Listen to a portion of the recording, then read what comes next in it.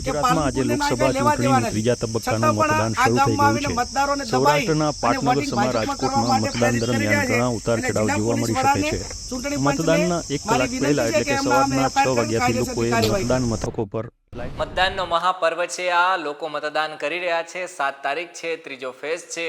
ગુજરાતની વાત કરીએ તો સૌથી વધારે મતદાન બનાસકાંઠા વિસ્તારમાં જોવા મળી રહ્યું છે અને એ જ બનાસકાંઠામાં કાંટાની ટક્કર છે, કારણ કે એક બાજુ ગેનીબેન છે અને બીજી બાજુ રેખાબેન ચૌધરી છે। હવે આ જ્યારે આપણે વાત કરી રહ્યા છીએ ત્યારે એક CRPF, જે એકચ્યુઅલી CRPF તો નથી, નકલી CRPF છે, એમનો વિડીયો વાયરલ કર્યો છે, કારણ કે ફરિયાદ મળી હતી કે દાંતાની એક વિસ્તાર છે, એ વિસ્તારમાં એક કોઈ વ્યક્તિ છે એ દબાવ કરી રહ્યા છે અને ભારતીય જનતા પાર્ટીને મત નાખવા માટે કહી રહ્યા છે, જેમનું નામ છે પ્રકાશભાઈ ચૌધરી। એ CRPFના જવાન છે એવું કહી અને જે લોકો છે એમને દબાવતા હતા, ચૌધરી સમાજના લોકોને।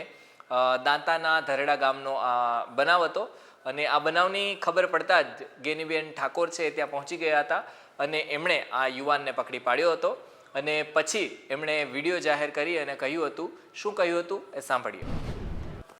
આજે આ ધરેડા પ્રાથમિક શાળામાં મતદાન મથકમાં મુલાકાત લેતા જે આ CRPF પોલીસની ખોટી રીતે પ્લેટો લગાવી અને આ ચૌધરી સમાજના યુવાનો એ લોકોને દબાવવા માટેના રોપ કરવા માટેના પ્રયત્નો કરી રહ્યા છે ચાલુ મતદાને।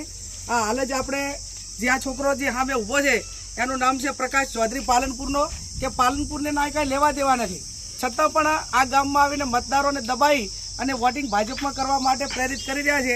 એટલે જિલ્લા પોલીસ વડાને, ચૂંટણી પંચને મારી વિનંતી છે કે એમના સામે FIR કરીને કાયદેસરની કાર્યવાહી કરે।